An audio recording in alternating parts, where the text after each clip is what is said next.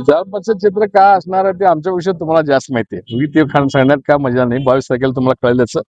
पण जे शिवसेनेमध्ये थोडं होतं तुम्ही म्हणल्यासारखं, नंतर पालकमंत्री महोदयांनी सगळ्याला बोलवलं, बैठक घेतली आणि वरच्या लेवललाही ठरलं बाबा भाजपचं जे असेल कोटा, शिंदे सेनाचं जे असेल, अजितदादा दादा गटाचं जे असेल ते आता सगळं पुढं का असं होणार नाही. सगळं व्यवस्थित पुढं 3-3.5 वर्ष व्यवस्थित चालेल आणि कुणाला तक्रार येऊ देणार नाही म्हणून असं पालकमंत्री महोदयांनी शब्द दिला.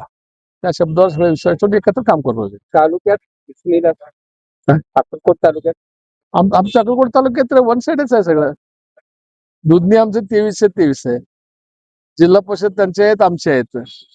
बाहेर कोण नाही त्याच आहे. महेंद्रगिरी दूध अक्कलकोट पण सगळे एकत्रच आहे सगळं. त्यामुळे वन साइडच आहे अक्कलकोट. विरोधकांनी चैन वोटिंगचा जो मुद्दा आहे तो उचललेला होता आणि त्याला आक्षेप काल त्यांनी घेतलेला आहे. त्यामुळे चैन वोटिंग होणार नाही असं आहे. चैन वोटिंग म्हणजे चैन वोटिंग असं म्हणतात की तुमचा एक उमेदवार पहिल्यांदा मतदानाला जातो, तो मतदान न करता खिशात घालून म्हणायचं पत्रिका घेऊन येतो. ते लय जुनं झालं. ते 20 वर्षापूर्वी झालं. आता एवढं जग पुढे गेलं ते कोण करायला जातो आता. ते समोरच्या उमेदवारांनी त्याचा आक्षेप घेतला. नाही ते सगळं झालं. तुमचं म्हणणं बरोबर. ते कधी 20 वर्षापूर्वी बापू उभारले त्याच्या अगोदर होतं ते. आम्हीच केलतो त्यावेळेला ते. तरी तुमचा पराभव झाला. नाही झालं आमचं निवडून आलं. 98 सालीच ना बापू 98 साली उभा हो मग बापू निवडून आले होते. मग बरोबर आहे ना. मग ते सांगतो तुम्हाला. मग विचारा बापूला जाऊन तुम्ही. त्यांच्या मागे काही अदृश्य शक्ती असं त्यांचं म्हणणं आहे विरोधकांचं. तुमच्याकडे जास्त अपेक्षा आहेत त्यांच्या. नाही असं आहे. आमचं वर्ष आपल्या आदरणीय उपमुख्यमंत्री शिंदे साहेबांनी स्पष्ट आदेश दिले. आपल्याला युती धर्म तोडायचं नाही.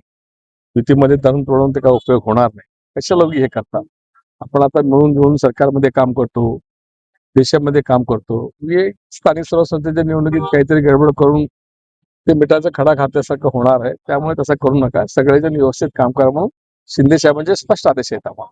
निधीबाबत पण आता समांतर राहील अशी अपेक्षा. हो निधीबाबत 100% 2-2, 3-3 वेळा त्यांनी आम्हाला आश्वासन दिले आणि आश्वासित केले तर आम्हाला त्याच्या पुढे तुम्हाला तक्रारीला वाव राहणार नाही.